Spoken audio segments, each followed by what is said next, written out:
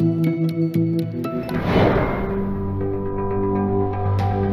emision mundësohet nga ISP Broadcast.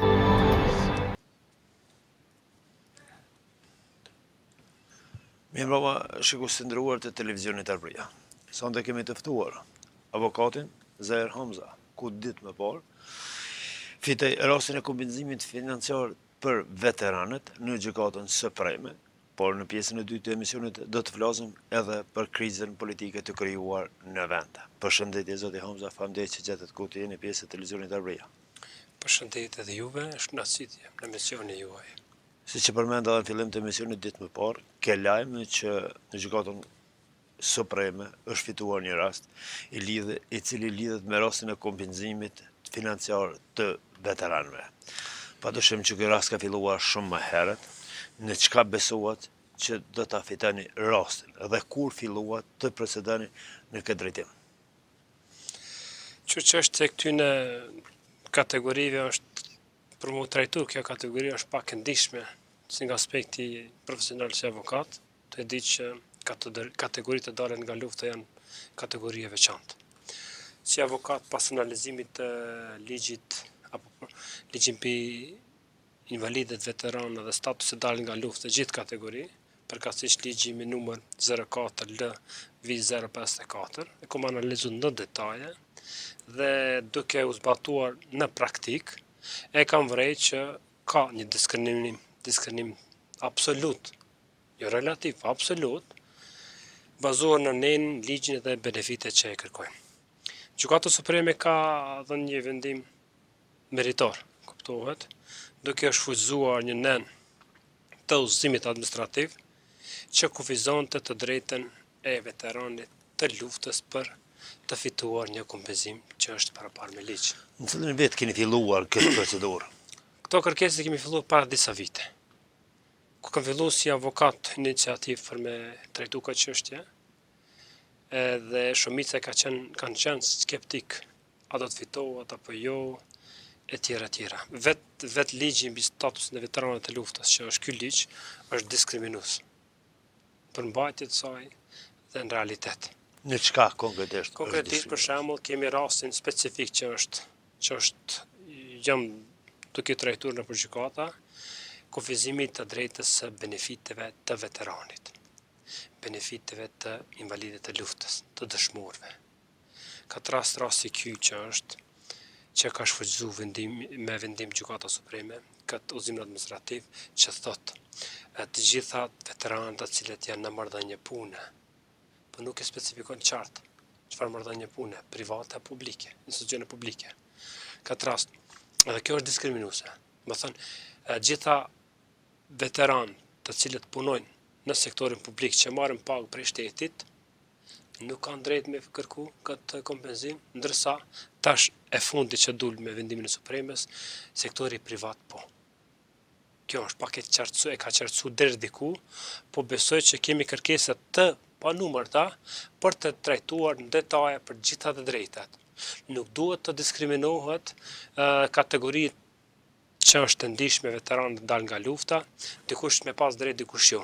Rasti konkret, për shembull, një veteran i cili jeton në shtetin, për shembull Zvicran, që ka 5.000 euro rrogë, 5.000 franga, edhe ai që është në marrëdhënie pune, fiton të drejtën e kompenzimit të veteranit, që vjen një herë në vit i merr 4-5.000 euro prej buxhetit, ndërsa një veteran i cili punon në Kosovë, i cili ka një rrogë 300-400-500 euro, nuk ka drejt. Kjo është diskriminuese. Shumë diskriminuese, dhe besoj kjo çështje duhet të ketë një zgjidhje një herë për gjithmonë, por na do të trajtojmë deri në instancën e fundit. Madje deri në gjykatën kushtetuese, që këto dispozita, këto nene të shfuqëzohen dhe të zbatohen në mënyrë profesionale. Zoti Hamza, praktik. Cili ka qenë rrugtimi i këtij procesi gjyqësor në gjykatat të një pasnjëshme, gjykatën themelore, pastaj të apelit, supreme, apo si ka shkuar rrjedha dhe cilat kanë qenë përgjigjet e gjykatave të mëhershme? Qyra, unë në fillim kur ja kom nis për të trajtuar këto, ju kom drejtuar ministrive, departamenti përkatës të pensioneve. Kom pas shumë vështirësi. Madje ministrit asnjëherë nuk ma kanë dhënë një përgjigje që duhet. Kanë hezitu, nuk kanë pranu kërkesat, kanë prolongu, madje më kanë detyru 2-3 herë kërkesa me bo, dhe në fund me shku në gjykat, në administrative në Prishtinë. Nuk e di ministria, këtra departamenti pensioneve, a e bën me qëllim apo jo, apo nuk din me trajtu këto çështje, mbetet tek organet kompetente. Në qoftë se ministria këto vendimet, këto rregulloret, të aktet administrative nuk i zbaton, e që është obligueshme, nëse nuk e zbaton me vetdije të plot, ka përgjegjësi penale. Do të përgjigjen, të mos prolongohen. Në qoftë se ata nuk e zbaton thjesht nga mosdija apo diçka tjetër, është diçka apet përgjegjësi, po disiplinore brenda ministrisë. Kjo është ajo, për me pas punë me ministri është bajgi mundimshme. Ma e mundimshme është me punë me ministri, se me gjykat. Gjykat dihet që bëhet një padi, kërkom një të drejtë, gjykata vendos një meritore dhe kaq, lidhur me kërkesën tonë. Kjo është ajo. Cili ka qenë vendimin, hallkat e mëhershme të gjyqësorit deri tek Supremja, si keni shkuar, cilat kanë qenë përgjigjet, cilat kanë qenë arsëtimet, cilat kanë qenë ky rrugëtim i juaj, dhe so sfiduese ka qenë për juve si avokat, të ndesni me vite të tëra derisa të arrini një vendim nga gjykata supreme. Vendimi i gjykatës supreme është vendim meritor. E thash edhe më herët. Dhe zakonisht ministrit u arsyetojshin bazuar në çet ligjin që kam këtu, kuptohet. Ky ligj më thënë disa faqe. Çfarë thot ky ligj? Ligji thot nuk ka drejt që një veteran i cili është në marrëdhënie pune të drejtën me fitua dhe pensionin. Invalido, aksi i veteranit, qoftë edhe invalidor. Ministri u bazu këtu, po kemi do uzimet administrative të brendshme, që në vitin 2017 është fuqëzuar. Ministria si ka zbatu? Këpëton?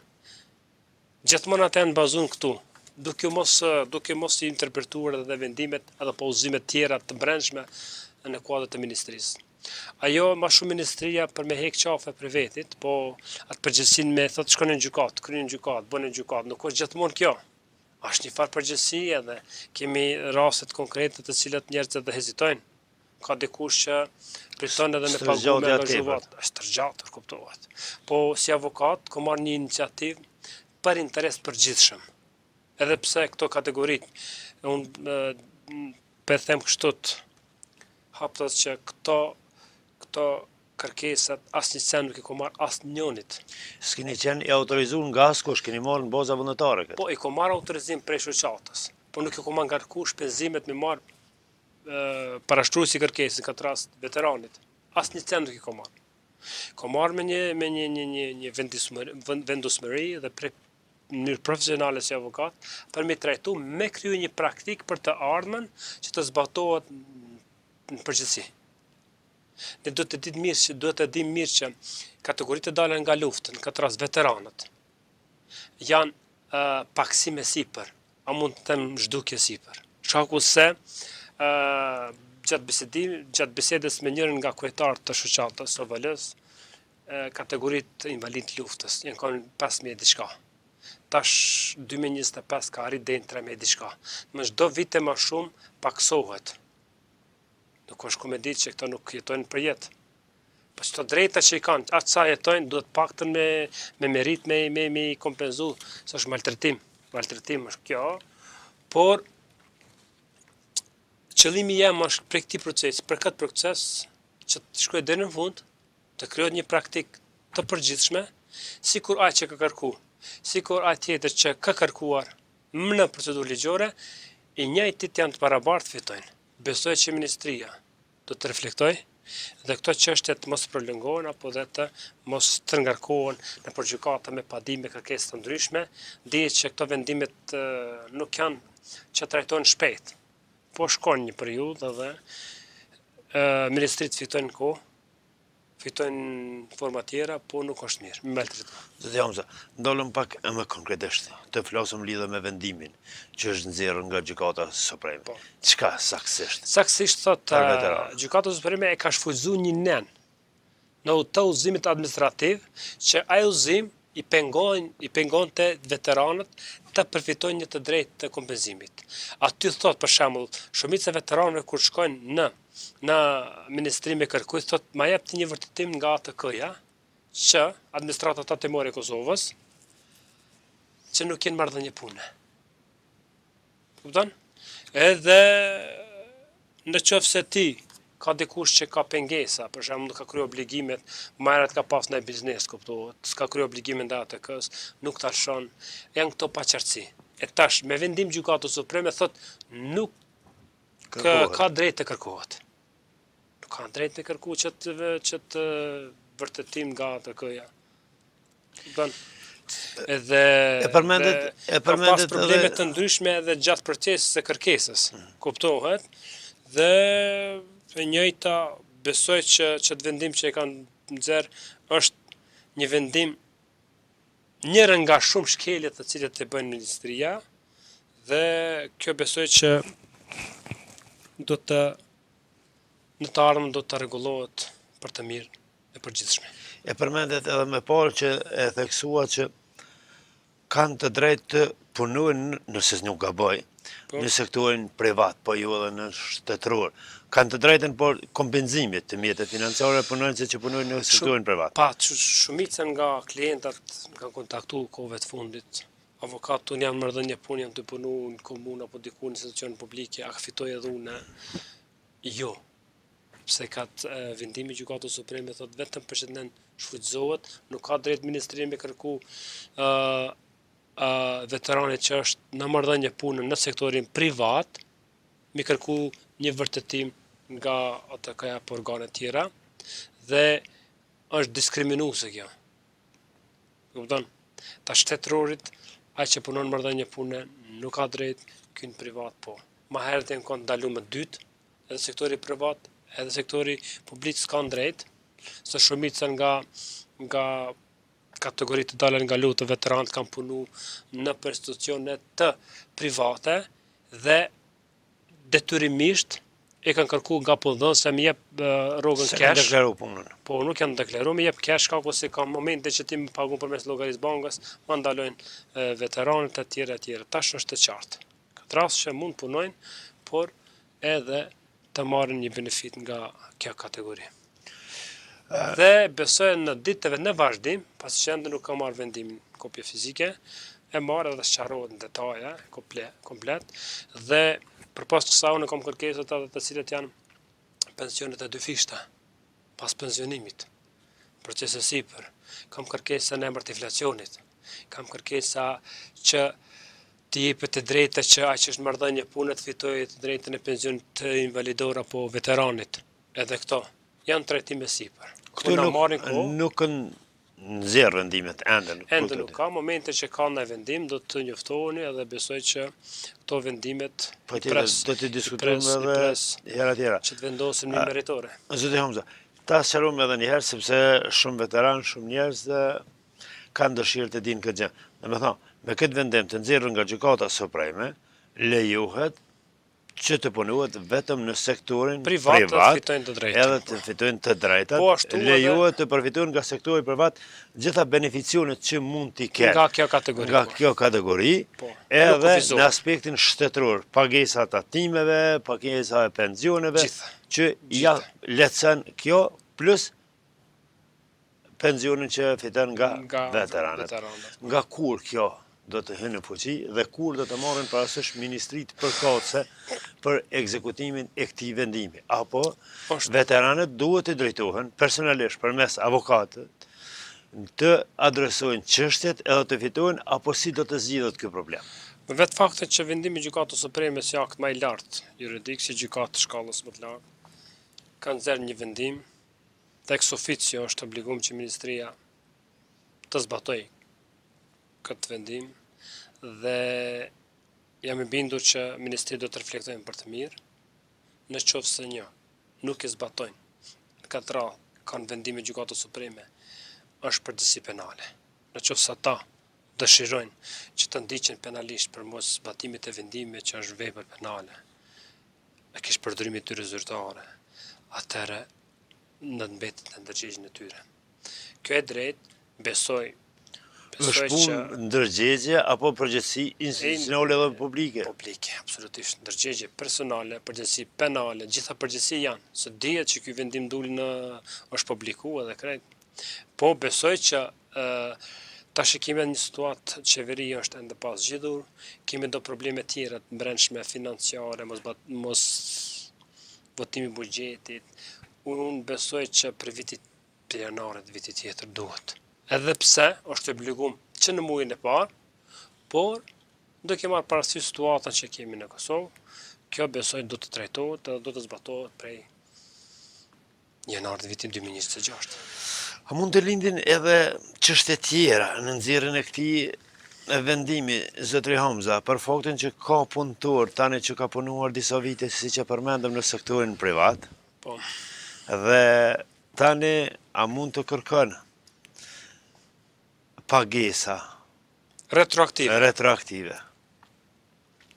Ka pas beneficione, ka pas pagë të mirë, edhe ka punuar në sektorin privat. gjithë ato të cilët kanë kërkuar, këtë rast që autorizuar unë që kam kërkuar përmes ministrisë, ata fitojnë të drejtën retroaktive. Ata që nuk kanë kërku, aty hupet e drejta. Por S'ki pas interes, tash e tutje. Tash unë do kërkesat që kom pas edhe më herët, që kom bu para disa viti, kom bu kërkesë, si akt administrativ që kom drejtu këtë rast ministrisë. Momenti që dorëzoj kërkesën e ministrisë, rjedha fati, të mundet mos gjetë që është që mas 3 vite, po retroaktiv mund me kërku. Prej ditës kërkesës. Nxjerrës së vendimit nga gjykata supreme apo kërkesës? Unë që kom bu kërkesë, si autorizuar, po. Kam drejt. Po tash, në qoftë se ex officio nuk zbatohet vendimi nga ana e ministrisë, është obligim i secilit që është interesuar të kërkoj ministrisë me një kërkesë që kjo më takon, kjo kërkoj nga ana juaj. Apet ta nxjerr vendim a kjo ministria refuzohet kërkesa jote apo jo, qëtë vendim shkon në gjykatë. Në qoftë se kuptohet nuk e zbaton, tani gjykata e detyron në mënyrë dhunshme apo në mënyrë në forcë. Po flasim në mënyrë hipotetike edhe pse mund të ketë raste të tilla, po morëm shembull një veteran i luftës ka filluar punën në sektorin privat, edhe ka marrë pagë nga sektori privat nga viti 2005 ose 2010. Po. Tani gjykata janë jetë të drejtën e përfitimit edhe të beneficioneve apo pagës së veteranëve. Po. A mund të drejtohet kë gjykatës apo jo? Jo, nuk mund të drejtohet. Për arsye ta bëjmë të një kemi tash që ligji mbi status dal nga lufta është nxjerrë në 2011. Është tani 2017 është rregulluar edhe një herë me ndryshimet të ligjit me aktet administrative. Është afati që prej 2011-2017 është afati kohor që ka pas tranzicion ligji, ka pas ndryshime të vazhdueshme. Me udhëzimet, kuptohet, brenda. Shfrytëzohet ky vendimi ky, me udhëzime të tjera. Që tha për 2005, po 15 në 5. E morëm shembull, mund me thënë 2005, 10, 15, jo. Absolutisht jo. E mirë është në qoftë se zbatohet tash është super mirë. E mirë është. Nga tani e mbrapa. E mirë është. E në qoftë se nuk zbatohet ka pasoja, kuptohet ministrit, dhe unë e bëj apel çdo qeveri tani që zgjidhet, që të punojnë në mënyrë serioze, që qëtë ligj do të më ndryshu. Të më ndryshu se kjo është në kundërshtim me gjendjen aktuale në Kosovë. Kërku nuk përputhet. Ligjin për veteran, vlerat e luftës. Është diskriminohen, për shembull njëri nga gjatë analizimit, për shembull një nen është aty thotë që njëri nga taksat për tatim në pronë e tjera. Nuk specifikohet qartë kush. Ose mund një veteran në pas të biznes që ka qërkollim të hyra të mëdhaja, pse mu liruaj? Po pëtën? Aty thot gjitha veteranët, nuk kanë cekë në presje, të gjitha veteranët të cilët varën nga rroga pensioni veteranit, të gjitha, që nuk kalojnë për te kërkesës pensionit veteranit. Ndërsa veteranët të cilët kanë të hyrat apo bizneset, nuk ka nevojë më liru për tatimit. Se ka të hyrat Dhaja. Kjo është diskriminuese, është edhe i paqartë. Janë shumë, me këqyr tash në detaje, do të më marrë me orë të tëra për me trajtu këtë ligj. Unë më thëmë, ligj është shumë i mangët. Do të me hinë me refresku mirë. Që di për shembull, kjo është 2011, ka qenë me 8 dhjetor 2011, ka hinë fuqi, qysh nuk kanë mujtë edhe qeverit më hershme të cilat janë krahë i luftëve që ka pas pushtetin me rregullu këto. Nuk i di, a kanë ditë, as kanë dashtë. Nuk i di ato. Zoti, një debat publik që është kaktuar mes veteranëve apo organizata të dola nga lufta dhe institucionet vendore ka qenë edhe mos përfshirja e pagës së veteranëve në pagën minimale. Është ndarë paga veteranëve nga paga minimale që veteranët e luftës kanë kërkuar që të përfshihet çish ka qenë edhe më herët në pagë minimale. Kjo status i veçantë nuk mund të përzihet me pagën minimale. Në qoftë se veteranët kërkojnë këtë drejtë, kërkojnë absolutisht e ligjin mbi skemat pensionale. Kupton? Kategoritë mund të qitë bashkë. Pse një veteran që ka një pension invalidor sa e veteranit, fiton që të drejtë në pagë minimale, ndërsa ky ligji mbi skema pensionale që janë mbi 65 vjet jo, pa diskriminues është kjo. Po besoj ekonomistët të profilit shtetëror edhe do të analizojnë këtë bazën ligjore dhe besoj në kuvend kjo çështje të trajtohet. Kemi edhe shtetet në rajon që është Kroacia, mund të më marrë një kopje apo një format Kroacisë, Slovenisë, të cilët kanë dalë për lufte. Ata e kanë njëjtë ligjin statusit të dalë nga lufte, veterana, invalida, gjitha. E kanë edhe ata kanë pas identik njëjtë. Në qoftë se nuk dim, kapëm një kopi pas me bo, edhe njëjtë jemi. Nëse kuptohet, nëse nuk dim me zbatu katë apo me bo një ligjë në mënyrë të drejtë edhe. Si në aspektin njerëzor, ashtu edhe në profesional, është një fitore juaj personale, po ashtu edhe e kategorive që e përmend edhe ju edhe realisht është ashtu kategorive të ndjeshme që kanë dalë nga lufta, është përfitimi i të drejtës së fitimit të kompenzimit financiar të veteranëve edhe të drejtën e punësorit. Edhe pse tani dal nga dal veteranët hynë gati në atë periudhën që i drejtohen pensionit, po thujse edhe në pjesë të gjerë. Zoti Hamza, e përmendet prapë në bisedën tonë që nuk mund të zbatohen apo vendimet e nxjerrë nga gjykata supreme janë të ndaluar të mirën vendimet apo institucionet e tjera kundërlehtëshëm tyre. Në këto ditët, kërkoj falje, në këto ditët e vona kemi pa që ka pasur vendimet e gjykatës supreme që nuk mund të zbatohen ligje, nuk mund të nxjerrin udhëzime administrative dhe vendime nga ushtruesit e detyrës dhe njerëzit që janë deputet.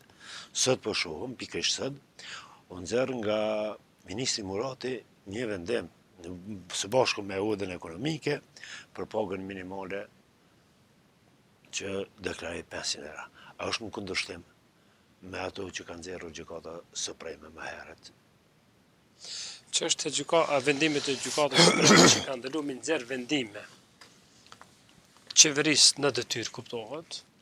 Vendimi i sotit nuk kam analizuar ende, nuk e di. Sot kam qenë i angazhuar me punë tjera kuptohet. Ky nuk ka marrë vendimin vet. I ka thirrë edhe besoj edhe parti tjerë bashkërisht me këta. Jemi në një situatë, domethënë, të vështirë. Përderisa tash është prak fundi i vitit, është koha ose periudha të cilën duhet të votohet buxheti për vitin 2026.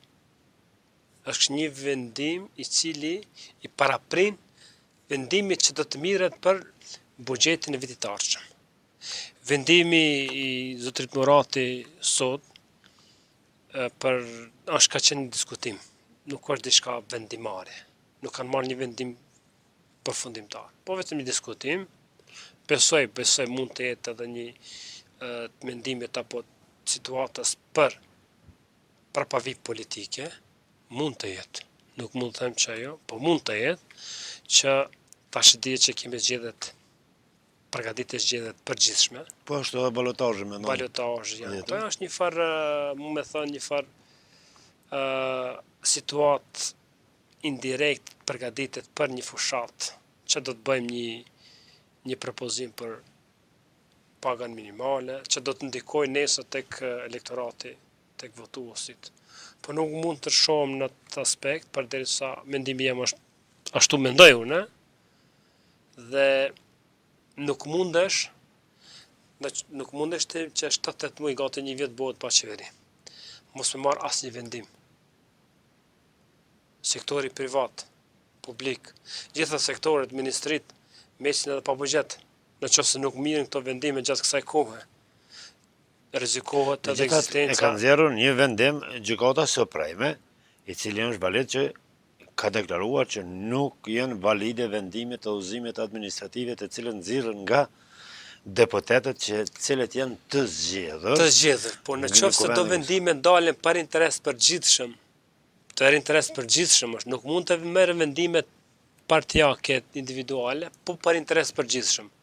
Ky vendim apo vendimet të cilët janë në interes përgjithshëm për të mos e rrezikuar ekzistencën. E ka pasur ndërmend, besoj edhe gjykata supreme, që çdo vendim udhëzim administrativ nxirret në interes të përgjithshëm, jo në interes personal. Ja, absolutisht. Gjykata kushtetuese i kam fjalën që ajo i ka ndaluar do vendime të cilët mund të dëmtojnë seriozitet në mënyrë serioze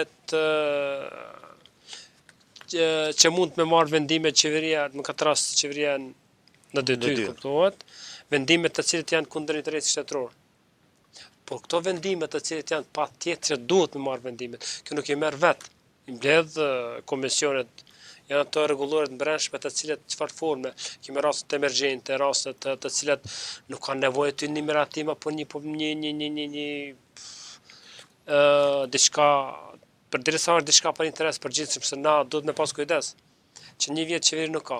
Në qoftë se vitin tjetër kalojmë pa miratim buxhetit, rrezikohet edhe rrogat në sektorin publik, sektoret të ndryshme dhe kompanitë të ndryshme kohën e fundit kanë filluar demonstratat që 7 muaj janë pa rroga, do kompanitë të cilat që varen prej buxhetit komunal, aty janë buxheti komunës, buxheti përgjithshëm viti 2026, gjitha këto probleme të pse mi trashëgu për vitin 2026 me pas probleme.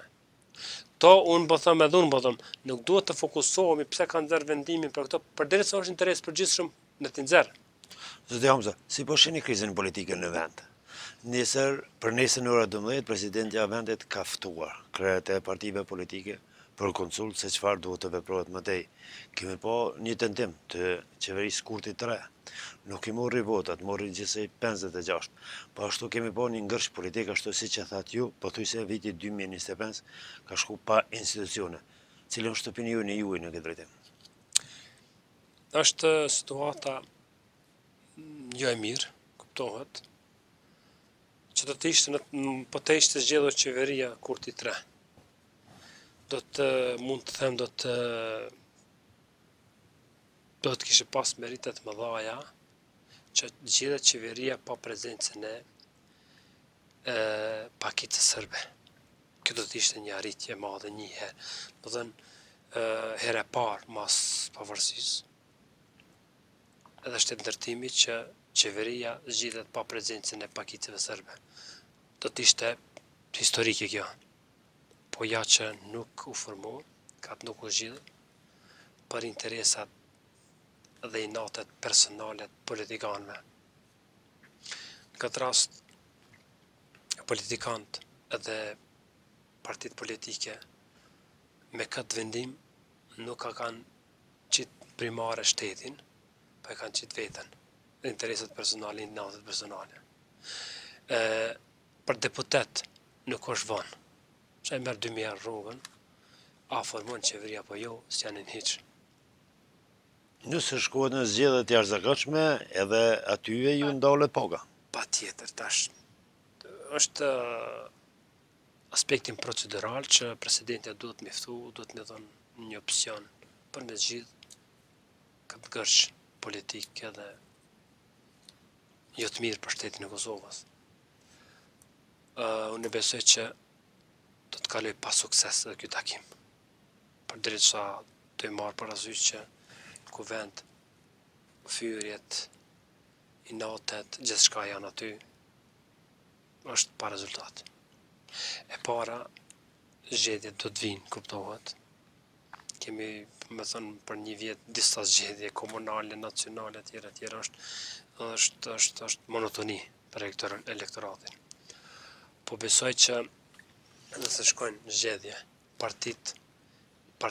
disa partit kanë me hup, madje edhe kanë me rreziku edhe nuk do të kalojnë edhe pragun e votuesve për me një qeveri. Dim cilat janë partitë tretat, katërt që janë. Pra, është e mirës që të zgjidhet qeveria, të shkohet përpara, mos bllokohen proceset. Besoni që do të ketë zgjidhje në këtë kohë në të cilën jemi, mund të ketë ndonjë alternativë të zgjidhet qeveria e re? Qeveri teknike ato tjera nuk lejojnë se na vetë besoj që vetë vendosë nuk shope. E vetë ajo ka dëshirë që të formoj qeveri edhe mos që parti. Po tash logjikisht me këshirë tash mbi 40% votuesve marr. Me dhënë një partie që ka me 10%, 7%, 5%. Është absurde. Absurde është kundër vullnetit të mbi 40% të votuesve. Me dhënë dikuj tjetër. Po në qoftë se shkojnë zgjedhjet, tash kuptohet që partia vetëvendosë do të rritet si parti. Edhe elektorati do të rritet, kuptohet, edhe votuesit do të kalojnë pritshmëritë.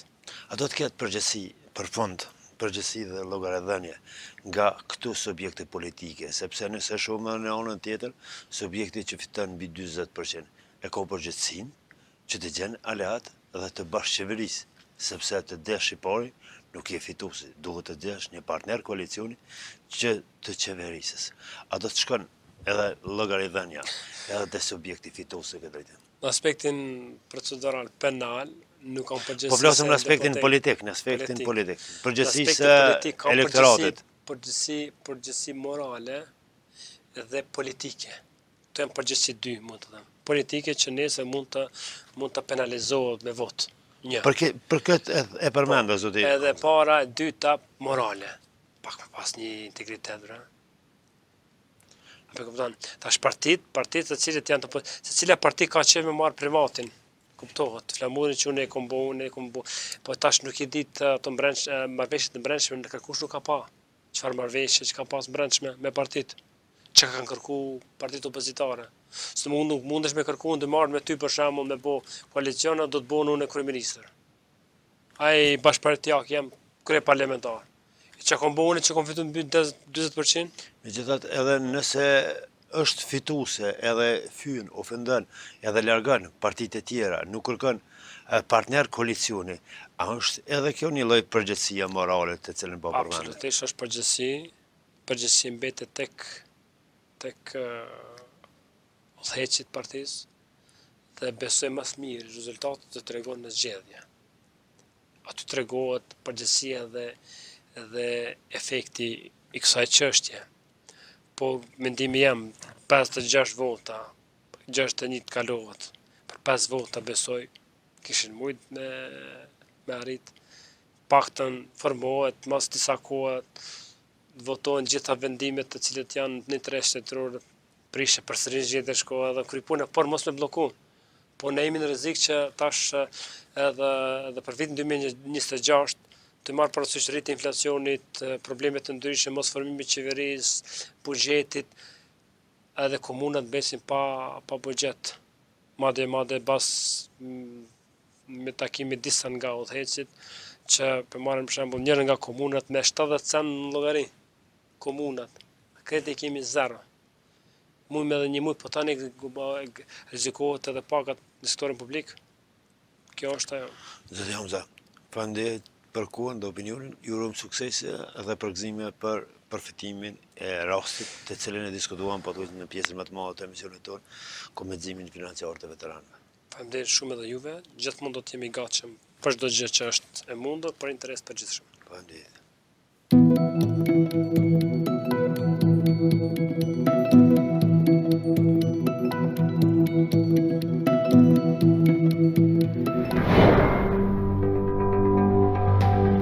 emision mundësohet nga ISP Broadcast.